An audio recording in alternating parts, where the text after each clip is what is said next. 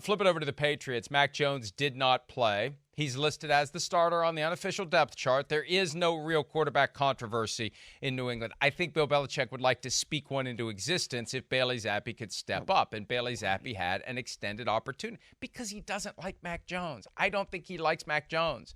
I don't know who likes Mac Jones. Why did you pick him then? I mean, you drafted this guy, develop him. That was 2 years ago.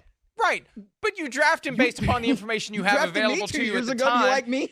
Well, that's right. Well, 2 years have passed by. I'll let you decide how I feel now. I may have felt one way in 2021. I might feel differently now. That's not for today. That's not on the sheet. The score for last night's game is my feelings about you, not on the sheet. We can call an audible if you would like. If you really want to go there, we can do it.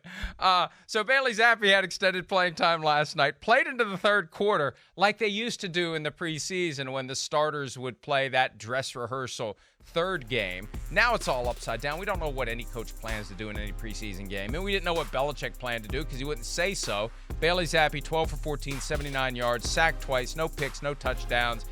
I really do believe, and this is just my own personal gut feeling, I think Bill Belichick would be as delighted as he ever is, which means not very delighted at all, if Bailey Zappe would outplay Mac Jones. I really do think he would like that. And Bailey Zappe had plenty of chances last night to develop, plenty of chances to play, plenty of chances to get to his maximum ceiling in the NFL, whatever it may be. I mean, I thought a Tyquan Thornton was kind of nice. It might have been a better catch by him. I mean, than it was a throw. I don't know. But if you're trying to speak Bailey Zappe into existence, I mean, like, what are we going to do? Quote, Mean Girls? Like, fetch. Like, I don't know if fetch is really going to happen here. I don't know if Bailey Zappe is really going to become all of a sudden this franchise quarterback. I mean, when he got extended playing time last year, it's kind of like, okay, he's fine. But really, what are we doing? So I don't know. I mean, you're not scheming at this point. Zappe has experience. He's started games in the NFL, so he should go out there against a Houston team that, you know, is not necessarily playing its best guys for very long. You know, like, again, it's a first-time head coach. Like, you should kind of look the part in those situations. I think he did, but to me, that part is backup quarterback. So I don't know how much we're really going to learn from Bailey Zappe going out there and playing that way. I mean, that's fine, but man, I mean, if you were willing to speak a quarterback competition into existence, it's like, I don't know why. I don't know how that makes the team better, you know? And to me, like, that doesn't do anything good for you if all you're doing is being like, oh, everybody's competing when you're talking about your quarterback. The guys need to know who the leader of the team is, and it's very obvious that it's Mac Jones. So I don't really get that from Bill Belichick, but he has, 6 Super Bowl rings as a head coach and I don't. So there it is. And he also has periodic instances that are confounding and confusing as to the decisions he makes that may be for reasons other than football, like why Malcolm Butler was stationed on the sideline for the entirety, almost, except for special teams. I think one special team snap for Malcolm Butler in Super Bowl 52, where if they just put the guy on the field, maybe they would have slowed down the Eagles' offense enough to win that game, and he'd have 7 Super Bowl wins, not just 6. So after the game, it was time for Bailey Zappe to activate the Stepford Patriot program and go to the microphone and say as little as possible. I have no idea what he said. I'm just predicting he said as little as possible. Here's Bailey Zappe after the game. Like every game, there's goods and bads. So the good part about it, we're in preseason still. We can come tomorrow, we can watch film, we can learn from the bad and improve on the good stuff. So, it's not always as bad as you think, and it's not always as good as you think when you go back and watch the film. So that's the good part about it. We get to go back tomorrow and get back to work. I mean, we want what's best for the team.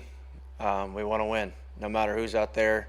Malik came in and did a phenomenal job, did a really good drive, had a really good drive, scored the only touchdown of the game. Did really good in both the run game and the pass game, and it was really nice to see him do that, especially his first game in the NFL. To be able to go out there and kind of put the jitters aside and play like he did was really good to see. And, I think, like everybody, I'm sure he had those little nerves, little jitters the first play or so, but, as the drive went on, you could tell he got comfortable with it. So to be able to see him score a touchdown and how excited he got was, was really good. I did a poor job, as I often do, setting that up. It was Malik Cunningham commentary on the back end when he seemed almost surly to be talking about a quarterback other than himself. But I want to get your impression of his stance in the first part of that. He was standing there like guy who isn't as jacked as he thinks he is, with his hands on his hips, like he's trying to show off his musculature, and it's really not what he thinks it is. That was kind of my take on I don't know. It's just kind of like, I don't know where to put my arms. That was the second part. The first part where he's got his hands on his hips, it's kind of like, it's just like some, I don't know, some kind of strange body language. They need to work on. There it is. Look at that. Like, yeah, I'm jacked. No, Kenny Banya, you're not as jacked as you think you are. And you have no idea who Kenny Banya is, by the way, but everybody else watching the show presumably does if they're Seinfeld aficionados. But, yeah, the Stepford Patriot program maybe needs a little refinement. They need to work on some of the code with Bailey Zappe. And obviously he didn't say much. But he said what people were buzzing about after the game, Malik Cunningham. Maybe they got something there. Maybe that's the controversy we should try to speak into existence. Malik Cunningham giving the Patriots something to think about with his throwing and running abilities, Myles.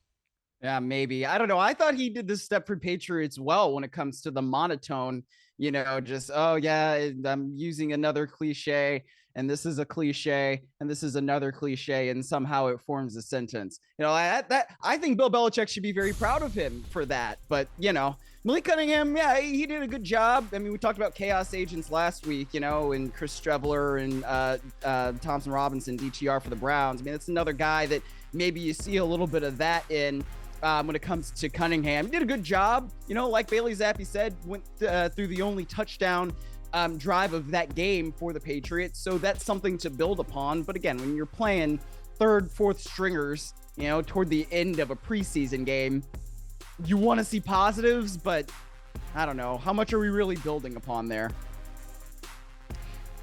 And this whole Stepford Patriot thing, we joke about it, but it's real from the standpoint that Belichick beats them down to not say anything.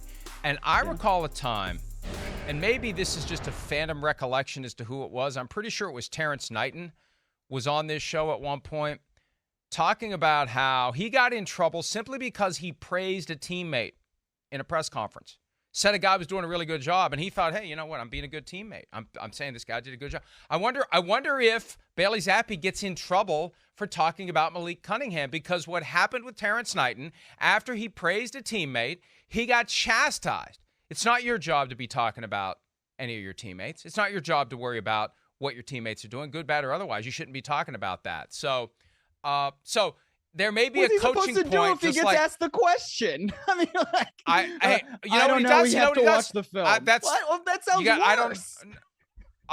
No, you say, you know what? I'm focused on getting myself better, and I support all my teammates, and it's up to the coaches to evaluate how anybody else does. I need to focus on my job.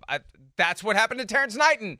That's what he was told. He got jumped on by probably Belichick personally for having the audacity to praise a teammate in a public setting. And Knighton was on this show saying those very words. So my point is this: unless Belichick is softened in some way, someone may be sending the message to Bailey Zappe. If you do get asked about another teammate, keep it simple, keep it short, and keep it very basic and vanilla and non-committal. It's not your job to comment on the skills and abilities of your teammates. It's your job to focus on your own skills and abilities. And again, that's why we get these guys that are deer in the headlights. They're afraid about anything they say, because anything they say can and will be used against them by this hypersensitive coaching staff that is obsessed with every word that comes out of the mouth of every person in the organization, with a few very, very rare exceptions. Gronk had the hall pass to do whatever he wanted and say whatever he wanted. He earned it.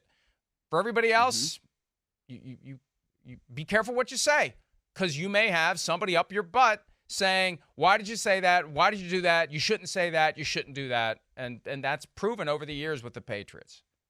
I mean, he's a starting quarterback. I don't know what he's supposed to do. I mean, I'm not saying that you're wrong or that the principal's right. I don't know. What is it? He's going to be asked. Spoken it into existence. He's going to be asked about You said players. He's a starting quarterback. You said Bailey Zappe's a starting quarterback. See, it's working. It's working. Yeah, he was the starting It's quarterback happening. of that game. Don't do I know. this. Don't twist my words this way. I mean, he started the game at quarterback. He's at the podium. He's going to be asked press conference questions.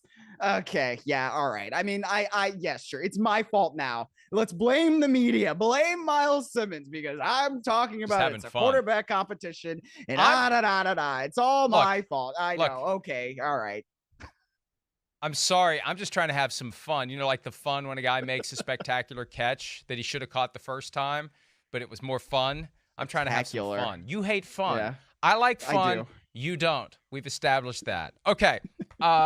So Malik Cunningham, 3 for 4, 19 passing yards, 34 rushing yards, and a rushing touchdown. And we'll see what they got there. Right? And he'll get more time in the preseason as we get closer to the start of the regular season, and we'll just see. It's always nice to have guys on your team that can do a bunch of different things. And Cunningham, a versatile player, that's what Bill Belichick likes. The more that a guy can do, the more valuable he is to Bill Belichick. All right. Anything further from Texans Patriots? Anything else you want to complain about that was fun? That you want to find not fun? Anything? Anything? I would only say that Christian Gonzalez and Keon White looked the part of good defensive young players. I thought that, Keon White probably was the most impressive player on the field last night. The Patriots' second-round pick. Christian Gonzalez forced a fumble. I thought that was a nice recovery he had being in coverage. So other than that, we can go on to the next thing. Both a couple of guys that maybe shouldn't have been there when the Patriots got to make their picks. So if they do pan out, good for the Patriots and bad for everybody who passed on those guys before the Patriots could get them. Hi, it's Mike Florio. Thanks for watching PFT on YouTube. Hit subscribe for the latest news and analysis from Pro Football Talk.